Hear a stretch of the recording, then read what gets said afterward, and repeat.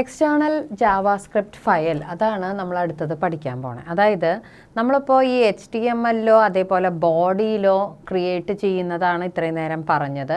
അങ്ങനെ ചെയ്യാതെ നമ്മളൊരു സെപ്പറേറ്റ് ആയിട്ടുള്ള ഒരു ഫയലായിട്ട് ഇതിനെ സ്റ്റോർ ചെയ്ത ശേഷം നമുക്ക് വേണമെങ്കിൽ നമ്മുടെ സ്ക്രിപ്റ്റിലൂടെ ഇതിനെ ലിങ്ക് ചെയ്യിക്കാവുന്നതാണ്.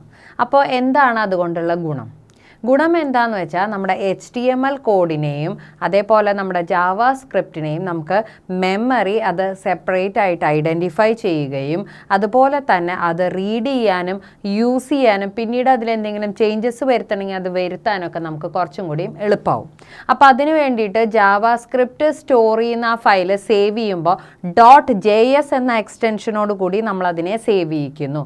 അതുമാത്രമല്ല, അങ്ങനെ നമ്മൾ എക്സ്റ്റേണലി അത് സേവ് ചെയ്ത ശേഷം നമ്മളതിനെ HTML-ലൂടെ ലോഡ് ചെയ്യുകയാണെങ്കിൽ പെട്ടെന്ന് തന്നെ ആ പേജ് ലോഡ് ആവാൻ ആവശ്യമായിട്ടുള്ള സ്പീഡ് നമുക്കത് പെട്ടെന്ന് പ്രോസസ്സ് ചെയ്യാൻ സാധിക്കുന്നു. അപ്പോൾ it will speed up the page loading. അത് അതിൻ്റെ മറ്റൊരു പ്രത്യേകത കൂടി ആണ്.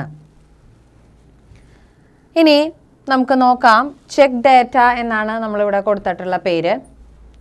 അപ്പോൾ എന്താ വരണേന്ന് വെച്ചാൽ var rno equal document.frm valid.txt register number.value കൊടുത്തു.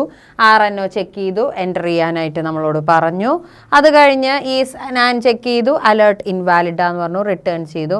അല്ലെങ്കിൽ ലെങ്ത് <7 ആണെങ്കിൽ മസ്റ്റ് ഹാവ് 7 digits കൊടുത്തു, റിട്ടേൺ ചെയ്തു. ഇത്രയും കാര്യങ്ങൾ നമ്മൾ സ്റ്റോർ ചെയ്യാണ്. എന്തിലാണ്? check.js എന്ന് പറഞ്ഞ ജാവാസ്ക്രിപ്റ്റ് ഫയലിലാണ് സ്റ്റോർ ചെയ്യണത്.